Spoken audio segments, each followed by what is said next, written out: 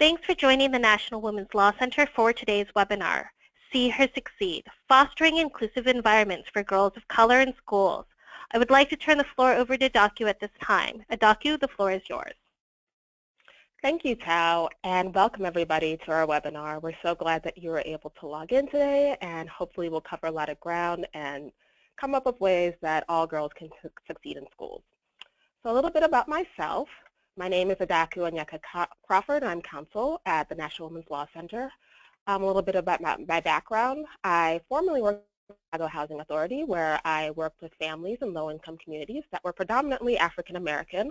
But I also worked at the National School Boards Association, so I have an understanding of the decisions that school boards must make. And also, as you can see, I am a woman of color who was at one point a girl of color, and so I bring a lot of my own personal experience to what I experienced in schools and things that I wish that I could have seen in my schools when I was growing up. Here's my contact information, and I'll be sure to include that on the last slide if you have any questions after our presentation. So the question you might be asking yourself is, why should we focus on girls of color, specifically Black girls? Well, to put it bluntly, African American girls are faring worse than the national average for girls in almost every academic measure of academic achievement. So they have the second highest dropout rates. 1/3 of African American girls drop out of high school. That's only behind Native American girls, who drop out at a rate of 49%. They score lower than every other group of girls on the math and reading and NAEP achievement tests. And they have the lowest overall GPA for girls in the latest year that this information was reported. And they're held back at twice the rate as girls overall. But many assume that they're doing just fine because the achievement for girls in total is much higher than boys in total, and so people overlook the fact that Black girls make up a significant portion of girls overall. And what people don't also realize is that significant race and gender-based barriers keep African American girls from achieving successful educational and economic outcomes. So these barriers play out in lower graduation rates in high school, which I mentioned, but also lower graduation rates and enrollment in college. And because of this, many African American girls get stuck in what we have termed the school to poverty pathway. So as you can imagine, if you drop out of high school, your career prospects are limited. And so there's a concentration in low-wage work. And a concentration in low-wage work means disproportionate representation in poverty. And then the cycle of poverty repeats itself because they have children, and their children also grow up in poverty, and they go through the same cycle that their parents did. So it's really a two-generation approach to making sure that all girls succeed in schools. And part of that is making sure Black girls succeed in schools.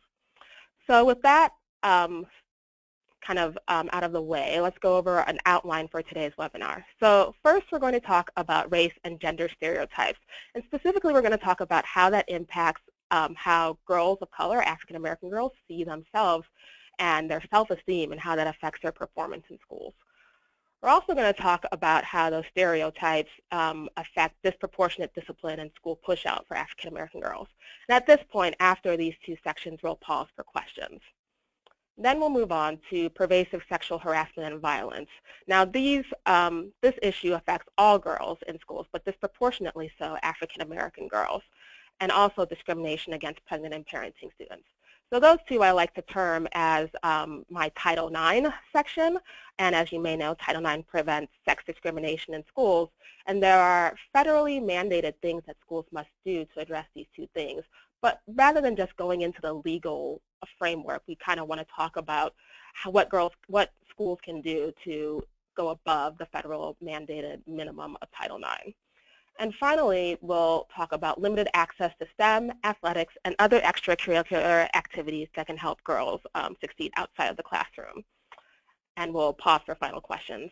Now, all these subjects are covered in our report, Unlocking Opportunity for African American Girls, which you can read more about at that website below, which is nwlc.org/unlockingopportunity. And so let's get into our first section, which is how race and gender stereotypes affect self-esteem and the perception of African American girls. So there's a strong link between positive self-esteem and better educational outcomes. For example, when you feel better about yourself, you feel smarter, and you feel like you can achieve everything and anything. And that leads to being more confident and approaching schoolwork in that same manner.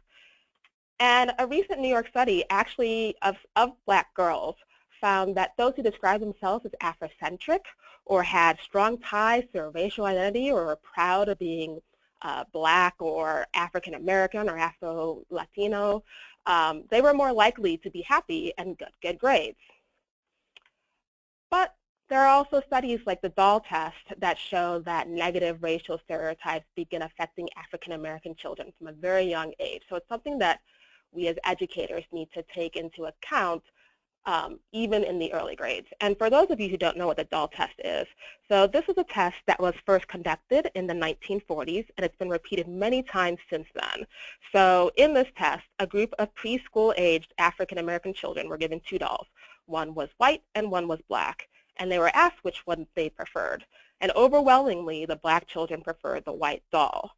And what's even more disturbing is that when they were asked, which doll is prettier or which doll is good, they would select the white doll. But when they were asked which doll was bad or ugly, they would select the Black doll. And that, that says a lot about how African American children, particularly African American girls, see themselves. If they feel that they're bad, they're going to ascribe to that stereotype. And it shows that there's a feeling of inferiority and low self-esteem, even from a really young age for African American students. So race and gender stereotypes, they not only hurt self-esteem, but they also affect how Black female students are perceived by their classmates and by educators and by school administrators. So for example, there are stereotypical images of Black and Latino women as loud and confrontational, provocative, and these kind of stereotypes contrast with traditional, quote unquote, notions of femininity. And these traditional notions, require girls to be passive and modest, and those are the things that we stereotypically value in girls and women, but is not necessarily how we see girls and women of color. And so these negative perceptions can lead to assumptions that African American girls need greater social correction, and that's usually meted out through increased discipline. So African American girls are at a greater risk than other girls of being disciplined for dress code violations or talking back to teachers. And they're also disciplined for less severe behaviors that aren't as problematic, like chewing gum, or more subjective things like being defiant. And a study showed that African American girls that are assertive are at an even greater risk for inequitable discipline. Now this last point is somewhat problematic because assertiveness is a trait that is valued in leadership, and it presents an opportunity for educators though. And a recent survey showed that 53% of African American girls aspire to be leaders, which was more than any other group of girls. And so there's an opportunity here to take the assertiveness that some educators might see as talking back or being defiant and try and channel that into a way to kind of hone those leadership abilities.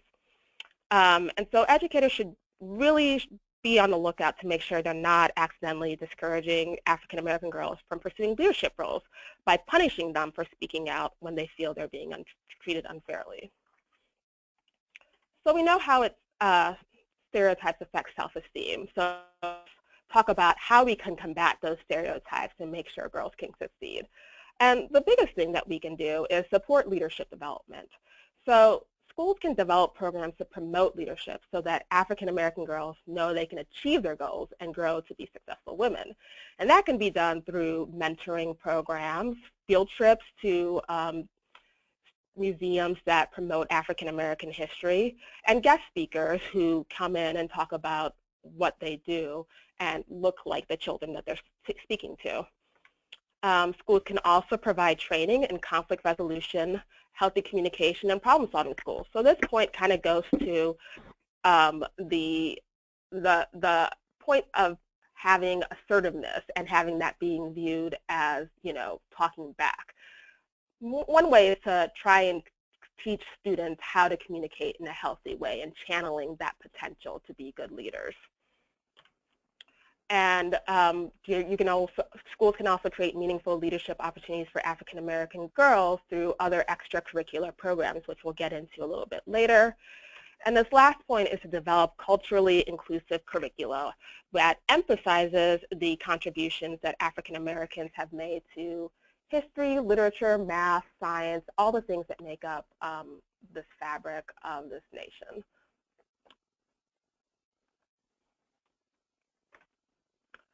And so now we're going to move into discipline and how disproportionate and subjective disciplinary practices exclude African American girls from schools. So this chart shows discipline rates nationally comparing white girls to African American girls in grades K through 12. And as you can see, the purple bar is African American students and the orange bar is white students. And these are based on the same behavior. So broadly defined disobedience and disruptive behavior. So talking back or not complying with a request to spit your gum out or whatever. And as you can see, African American girls are, although they're the same infractions, they're more likely to get out of school or in-school suspensions. And then even for less subjective offenses such as fighting or violence, African American girls are more likely to be suspended than white girls are for these as well. In fact, African American girls are suspended from school at a rate that's 6 times the rate of white girls and higher than the rate of most boys. So that's higher than Native American boys, Asian boys, Hispanic boys, and white boys. So African American girls are suspended from school at a rate that's higher than many boys and any other girls. And they're routinely punished more harshly than white girls for the same minor subjective offenses as this chart shows, such as disobedience and disruptive behavior. And increased discipline also, in many cases, leads to increased involvement in the juvenile justice system. So I'm sure many of you have heard of the school-to-prison pipeline. And a lot of it has been talked about as it applies to African American boys, but there's also a school-to-prison pipeline for African American girls. And according to 2009 to 2010 school year data, African American girls made up 17% of female students, but 31% of girls reported to law enforcement and 43% of girls with a school-related arrest. So the school-to-prison pipeline is also in effect for many African American girls. And so along with negative self-esteem for African American girls, there are stereotypes that African American women are aggressive, which may lead to implicit bias in how female students are viewed. School personnel may be unaware that they are more likely to penalize African American girls for conduct that defies stereotypes about what is appropriate feminine behavior. So we say implicit bias because these are things that you don't even realize that, or feelings or views that you don't even realize affect your thinking. And it goes for administrators and teachers of color as well as Caucasian administrators and educators.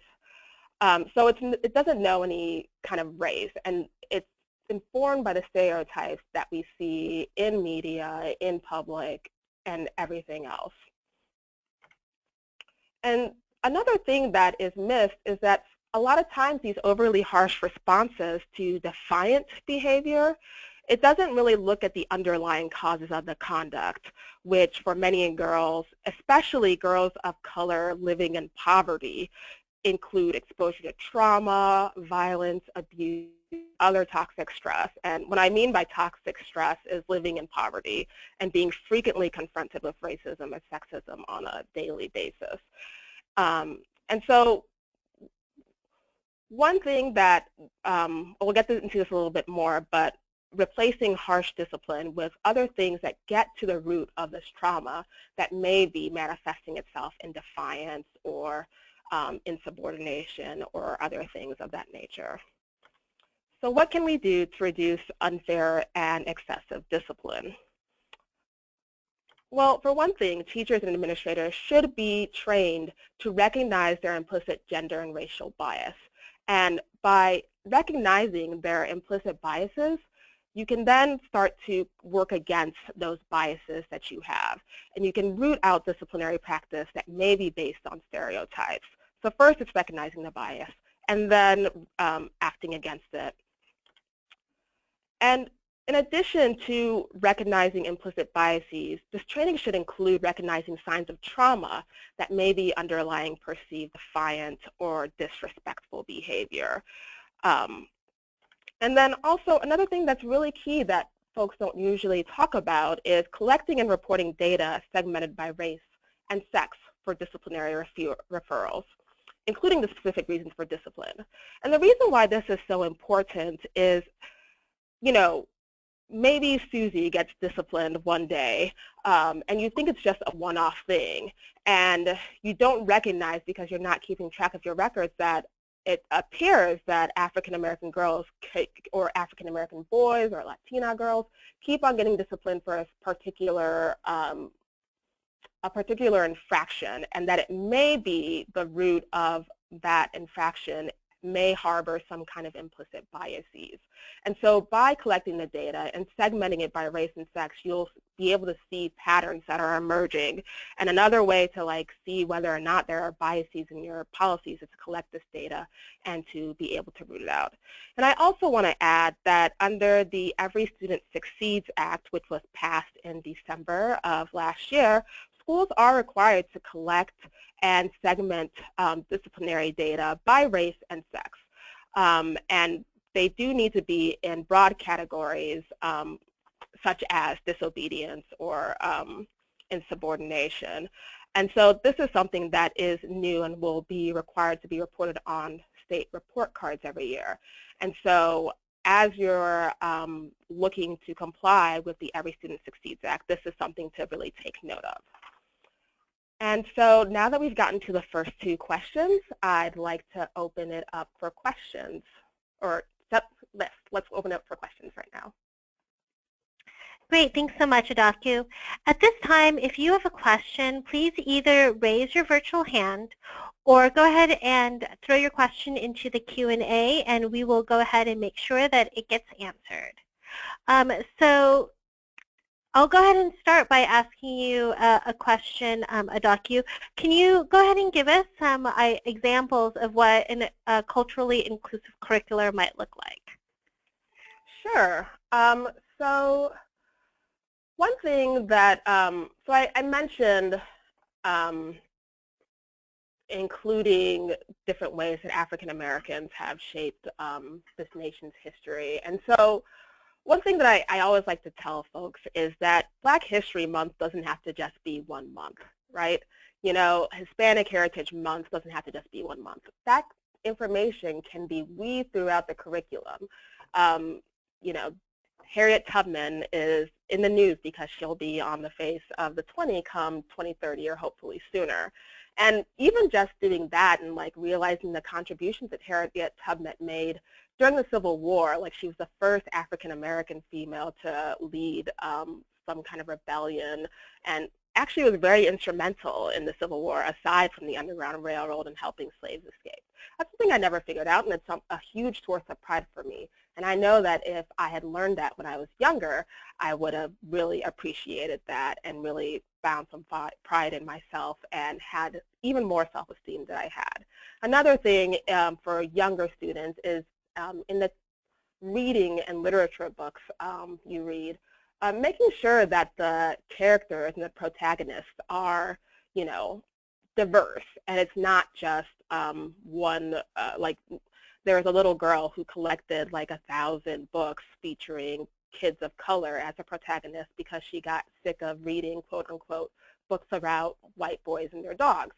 And so making sure that even at a very young age that you are showing that girls and boys of color have stories that are worth telling. And so that's what I mean by culturally inclusive curricula. Great, that's really helpful. Let me go ahead and take this question that says, well, I know that over-suspending kids is bad. I also see the need for teachers to manage their classrooms and administrators to control the school environment. With that in mind, what are some alternatives to suspensions, expulsions, and other exclusionary discipline? So that is a great question. And so a lot of times the discipline that we see, especially exclusionary discipline, it's reacting to a behavior but not addressing the root cause. So if a student is talking back and you want to instill in him or her to not talk back, one thing that you can do is something called positive behavior intervention and supports. And so that is, rather than penalizing the behavior that you do not want to see in classes, you reward behavior that you do. And so I was able to do this. I taught for 1 year in DC public schools, and I had a really big issue about kids talking without raising their hands. And at first I said, if you talk without raising your hands, you get a card, and if you get 3 cards, then you lose a point off today's assignment. And that did not receive a very good reaction. And what had happened is kids just started to shut down. And so I revamped that card system to say, okay, how about this? We have a system for when you get a card. Now you want a card because if you get the most cards at the end of the semester, you get a prize.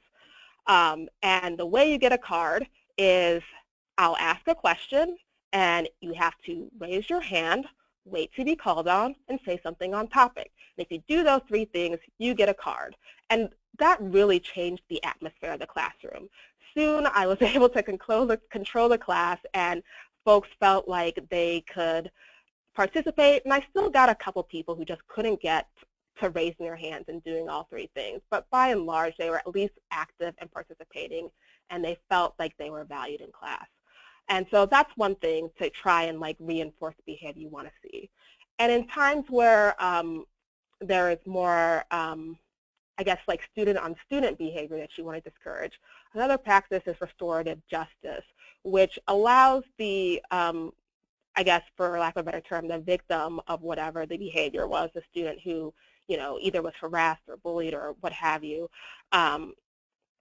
to come up with how they feel the other student should be punished, and to have, to some extent possible, the teacher, administrators, and even the students that is subject to discipline come up with a solution that they feel is right to restore the wrong or harm that was done.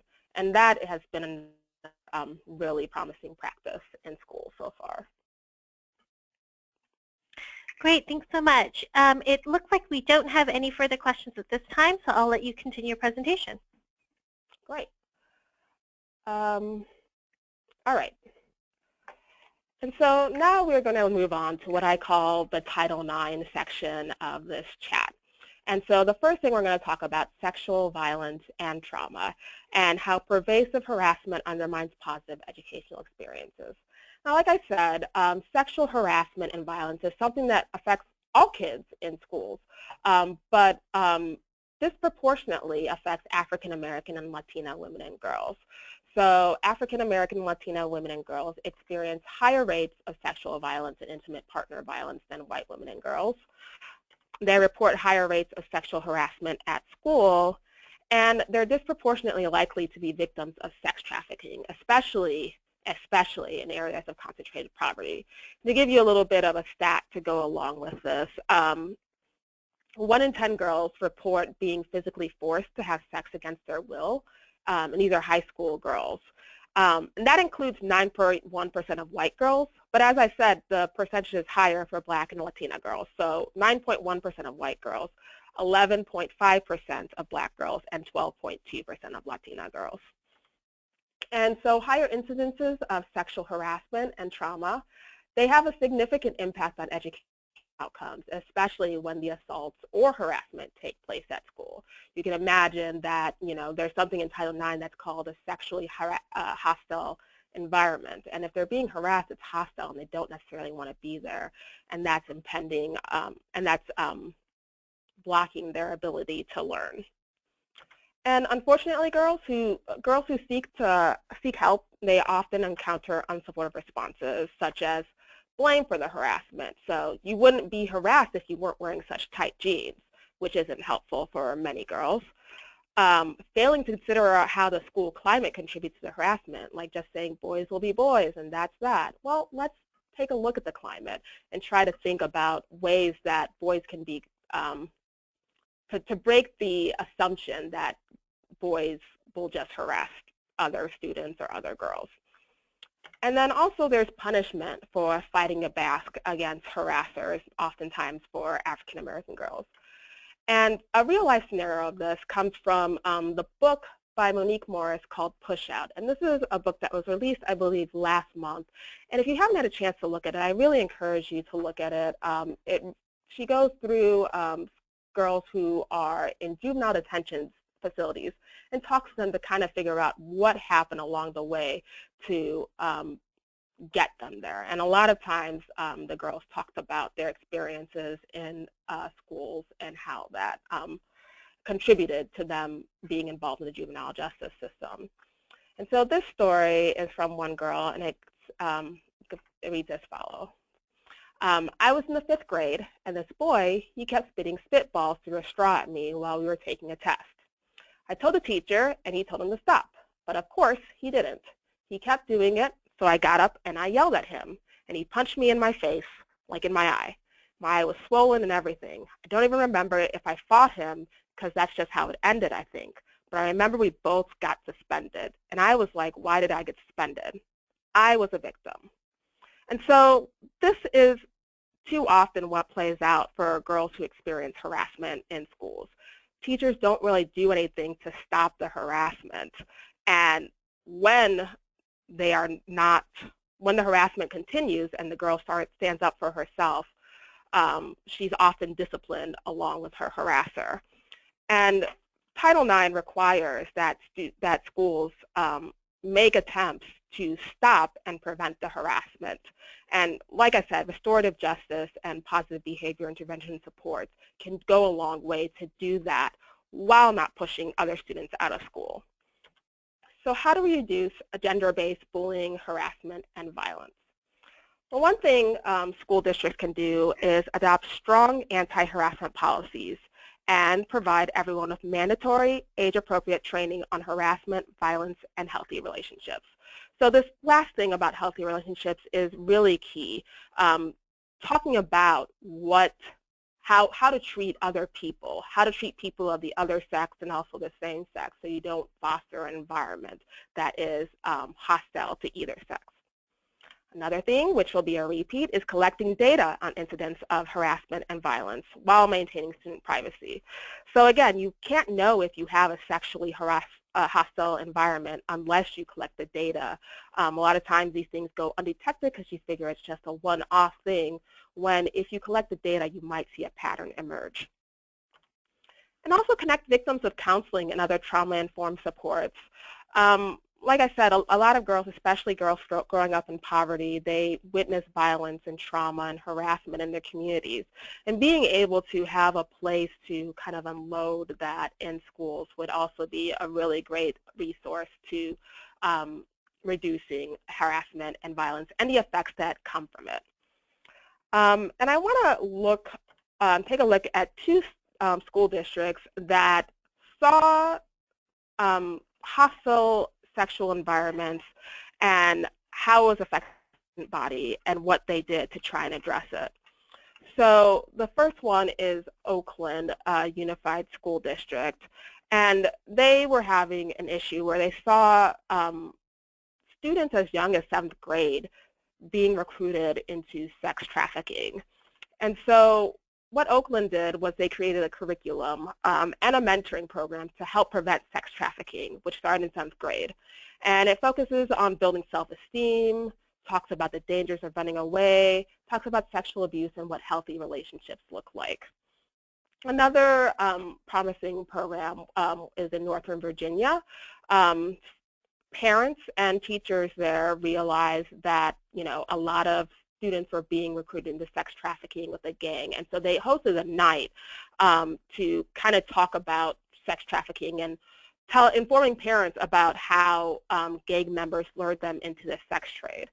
And it also highlighted how traffickers use social media to lure girls. And so this was kind of informing parents on what things to be on the lookout for, and kind of bringing them into the picture. And so that's school and parents working together to help the kids.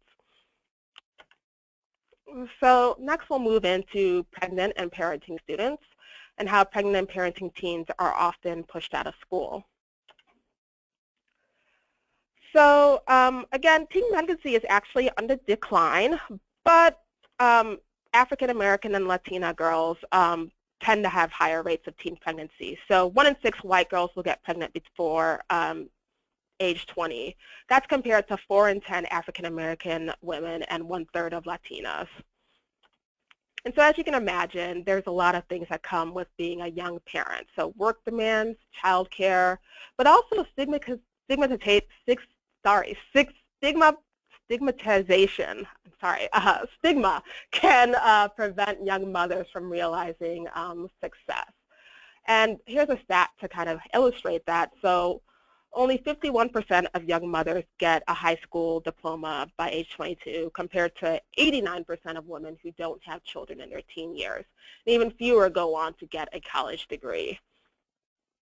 And you know, there's the stress of being a parent, but also many times unlawful school discriminatory policies, like refusing to excuse absences, or having an environment of discouragement also prevent teen mothers from succeeding. And we can talk, I could probably fill up a whole presentation on things that schools can do to make sure that they are not discriminating against pregnant students under Title IX. But because there are other things that we need to get to during this presentation, I'll just touch on the top 4 forms of discrimination, and then I'll include a link for you to learn more information. So the first one is an environment of discouragement. So we've seen this time and time again. A young girl gets pregnant, she's in AP classes, she wants to go to college, but her teachers, once they learn that she's pregnant, they say you should drop out from your AP classes, don't even bother going to college, you're just pregnant, you're just going to be a teen mother, and that's all you're going to ever amount to. And that can be very detrimental to students who are still very young and still looking to adults to encourage them and recognize their potential. And so that's the first type of discrimination that many pregnant and parenting students face. Another one is punitive absence policies.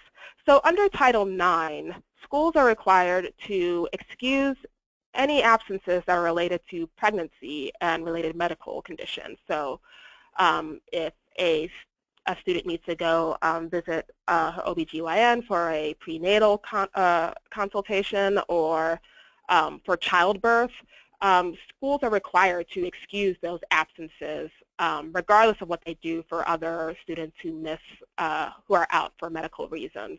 But too often schools don't do that, and students don't necessarily know that schools have to do this, so they just take the unexcused absence and then fall behind and then get discouraged and drop out. Another thing that we've seen, and we're seeing a little less frequently, thankfully, is an unequal alternative. So these are other programs, alternative programs that are not in traditional schools that oftentimes offer, accommodations for pregnant and parenting students, but don't offer the same rigor or curriculum. And in New York, there are these things called P schools, where students who are pregnant or parents were pretty much sitting in a room not doing anything, and they took quilting classes, and they said it was geometry because they had to cut shapes. And this is not that program would not prepare those students for college or career. And so, creating these programs where they're not getting any kind of rigor or academic challenge, that is also against Title IX. And the last thing is inaccessible homebound services. So many school districts provide homebound instruction for students who are temporarily unable to come to school for medical reasons. So maybe they have mono or some other long-term medical impairment, and they'll provide homebound services. Under Title IX, if you provide those services to temporarily disabled students, you also have to provide them to pregnant students who miss school for pregnancy-related reasons. And a lot of times what we see is that in their handbook, they'll have homebound policies that specifically exclude pregnant students, and that violates Title IX as well. So those are the top 4 things that we see school districts do that work against pregnant and parenting students and is really against Title IX. If you want to find out more information, you can visit our website at this address. And so what can schools do to help pregnant and parenting teens succeed? Well, again, here we go. Collect data to track and improve outcomes for pregnant and parenting students. And this will help schools realize whether or not they have a disproportionately high rate of pregnant and parenting students. And if that's the case, there's probably something that schools can do to improve their health and sex ed curriculum and make sure that students are aware of how to prevent unplanned pregnancies. So that's one thing. But another thing is to see how many pregnant and parenting students actually graduate and what they do afterwards, and making sure that those rates are on par or maybe even better than the other general student population. Another thing that schools can do is eliminate barriers that push out pregnant and parenting students. And this includes harassment and other attendance policies that I talked about earlier. Title IX also prohibits harassment based on sex. So that includes harassment from teachers or other students against a pregnant or parenting student. And the last thing schools can do is provide academic support and flexibility so teen parents stay engaged and on track for graduation. So again, the alternative high school that I taught at for a year, or it was an alternative high school, and a lot of students there were parents, and so they had morning programs and also evening programs because a lot of the parents worked. And so maybe thinking if your district can create some kind of program that is flexible for teen parents as well. And so with that, I'm going to pause again for questions. Great, thanks so much, Adaku. At this time, again, if you have questions, if you could go ahead and raise your virtual hand, and we will be able to unmute you to ask your question there. Or if you want to go ahead and share your question with us in the Q&A, we can go ahead and take your question there as well. So let me go ahead and start with this first question. Other than Oakland and Northern Virginia examples included in your presentation, what are some other things schools can do to combat sexually hostile environments? So one thing, and I'm not sure, I don't think I talked about this, but another thing that we see advocates against sexual harassment really pushing for are schools taking climate surveys. And so what these are surveys that you provide to the student body to kind of get an idea of whether or not students feel safe at school.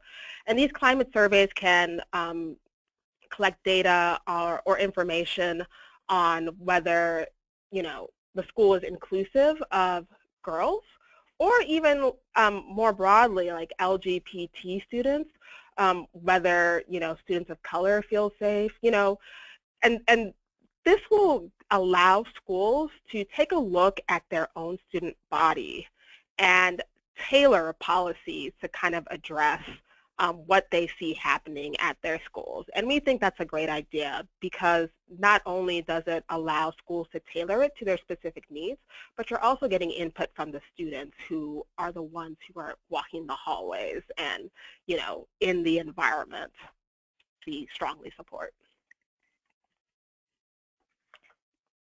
Great.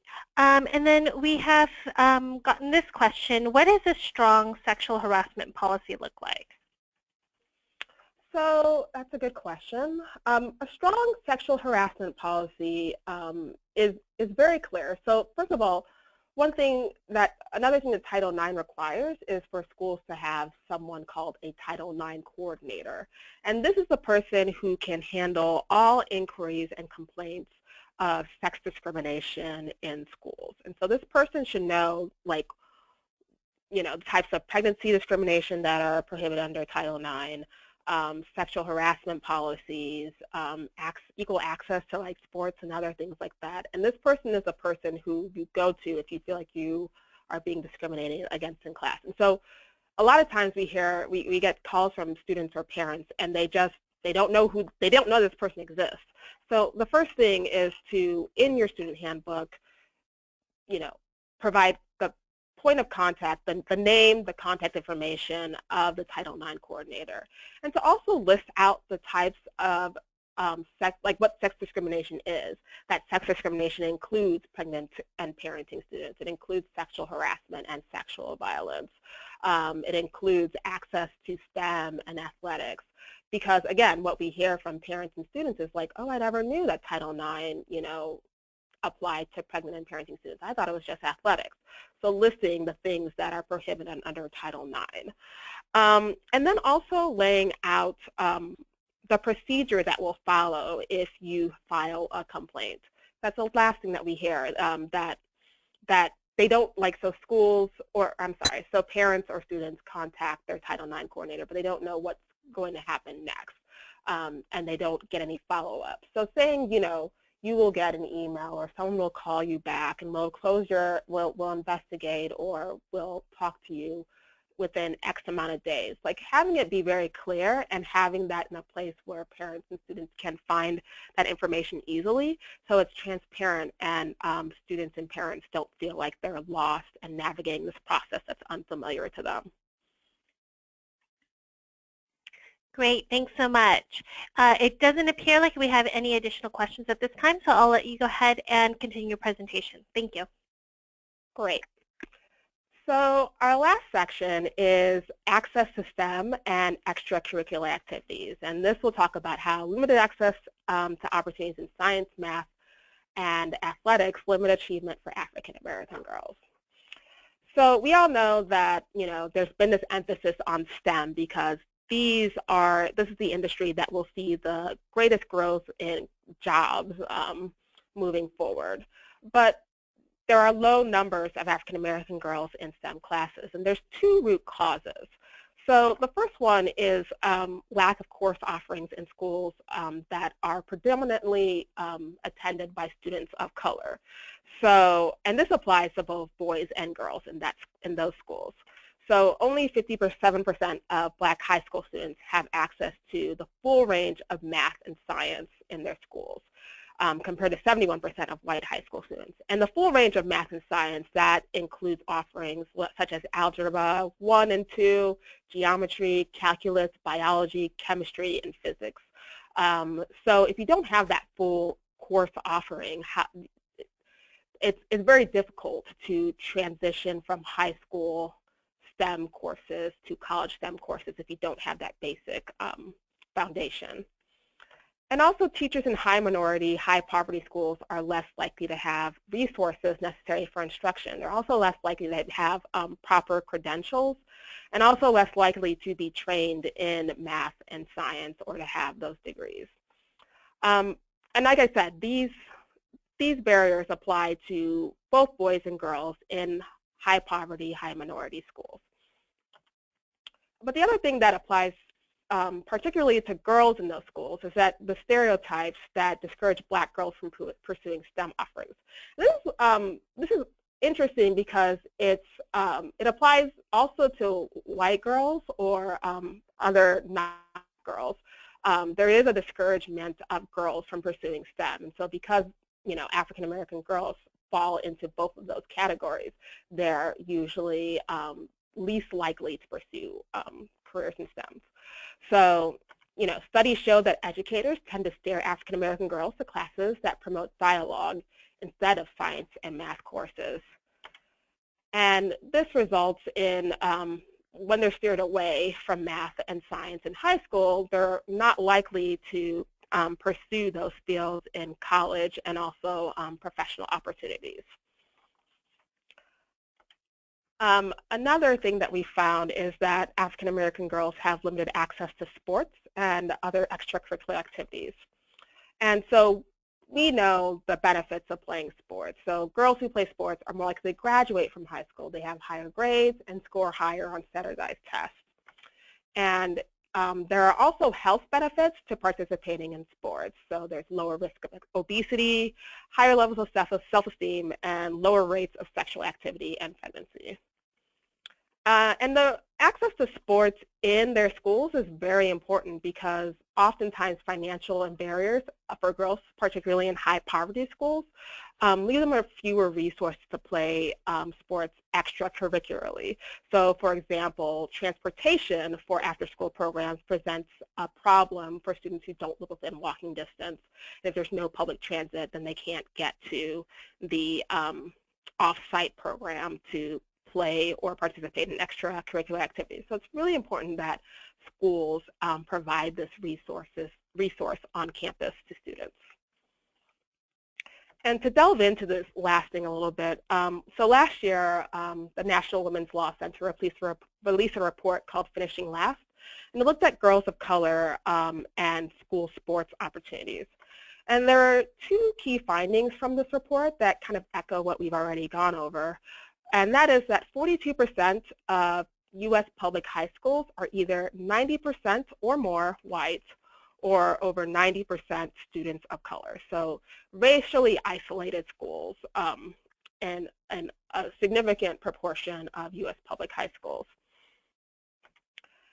And among the schools that were heavily minority, so 90% or more students of color, they were more likely to have large female opportunity gaps compared to heavily white schools. So what that means is that at 40% of heavily minority schools, there was a large gap between the number of sports opportunities for male students compared to female students, but that the number of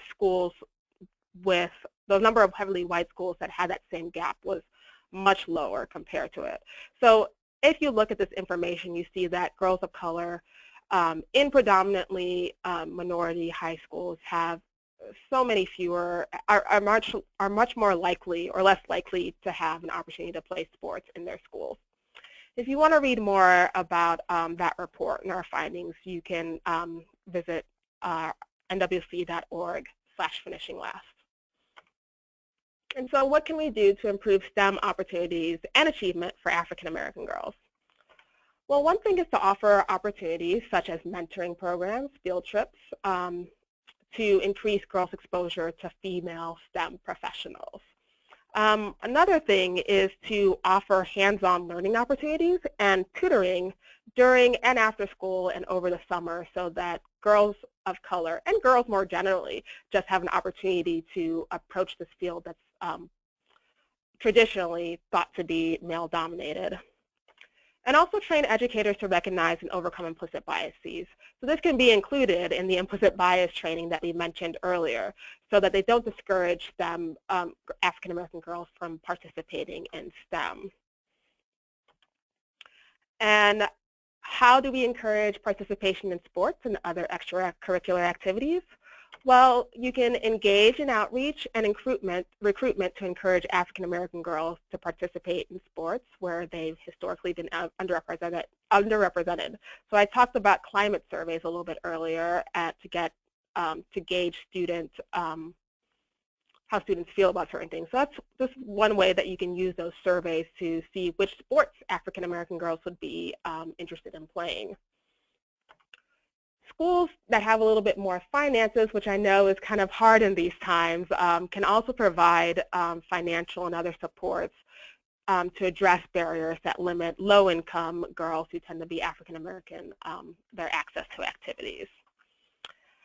And so I know we're kind of running short on time, so I'll quickly go over what we covered together today. We talked about race and gender stereotypes and self-esteem, how those stereotypes can sometimes implicitly push girls out of school, sexual harassment and violence, as well as discrimination against student parents, and access to STEM, athletics, and other extracurricular activities. And again, if you want to read a little bit more about this, you can visit our website and take a look at our report.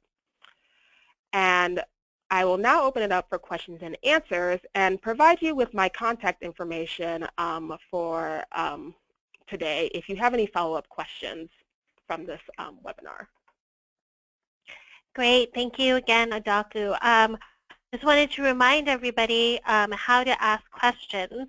You can go ahead and raise your virtual hand and I'll unmute your line, or you can go ahead and throw your question in the Q&A and we will be able to take it there. As a friendly reminder that we will be circulating a recording of this webinar today and also be sharing related materials for you after. And so I will go ahead and first open the line for a question from Karen. Karen, your line is open. Go ahead and ask your question. Okay, so we cannot hear you, Karen. I believe that you are using your, oh, there you go. You should be able to ask a question. Is that better? Okay. The information that's been shared is absolutely great. And it appears that this addresses or particularly targets more urban settings. Would the proposed solutions and path to correcting these inequities be the same in more rural settings where we have majority and minority populations in public schools? Well, I actually feel like a lot of these recommendations can be implemented regardless of whether they're urban or rural settings. I guess I kind of want to ask a little bit more about why you feel that these would apply more in urban districts than rural districts to kind of better answer your question. Rural districts don't seem to have the same focus on addressing inequities. Where you have smaller populations altogether, people would say that, oh, well, you can't have that population there. There are not that many black or brown students. It's only a few hundred. It's only a couple of thousand.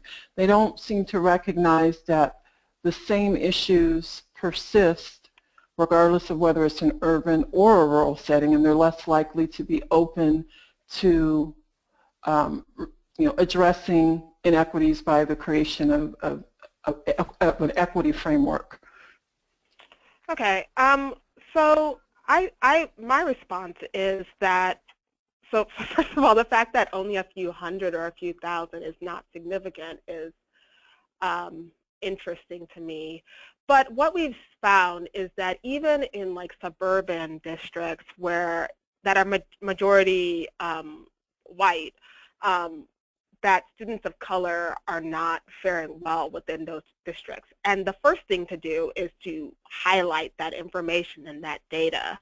And then to also push that, a culturally inclusive curriculum benefits students of colors, but it also benefits white students as well, that they see that, people of color have also contributed to this country and also have something of value to add. And so that would be my way to kind of shape this, that it's not just minority students who are benefiting from this, but students overall. And because the Civil Rights Act says you can't discriminate based on race, if you create an extracurricular activity or a volleyball team or something for girls or boys of color, all students can benefit from that. And so really just hammering the fact that these improvements aren't just for a quote-unquote minority of students, but for all students. Great, thanks. And I know that we're running short on time, so we'll take this one last question. How do colleges stack up as far as recognizing the potential and accepting these students? How do colleges, can you Sure. How do colleges stack? Sorry, go ahead. Are you, go ahead. How do colleges compare, so are you asking how do colleges compare to recognizing the needs of students of color or girls of color compared to elementary and secondary schools? Yes, sure. I think that is what they were asking. Go ahead.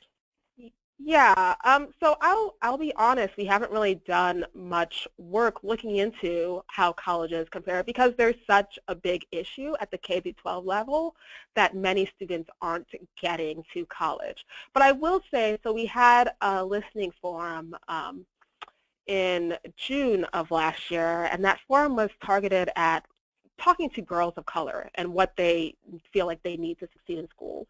And a lot of the panelists, they were in high school, but there were about 3 or 4 that were in college and talked about the struggles that they were seeing. And many of them came from, there was one who was at Syracuse, another one who was at Cornell, and just the jarring experience of going from a school district that was predominantly students that looked like them, students of color, and then ending up in an environment where they were the only black students and they couldn't, just go into town and have dinner because, their financial aid wouldn't allow them to.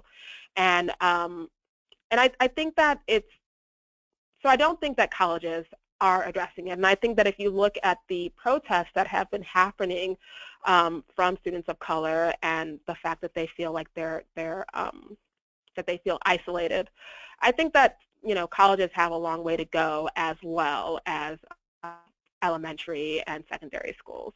But first we need to get more students into the pipeline to college, which is why we're starting with K through 12 here. It's a good question. Great. Thank you so much, Adaku, and thank you to everybody who participated today. Again, we will be circulating the webinar recording following this presentation. If you have any questions, please feel free to reach out to Adaku directly. At this time, we will be closing the presentation. You are welcome to disconnect your line. Thank you, everyone.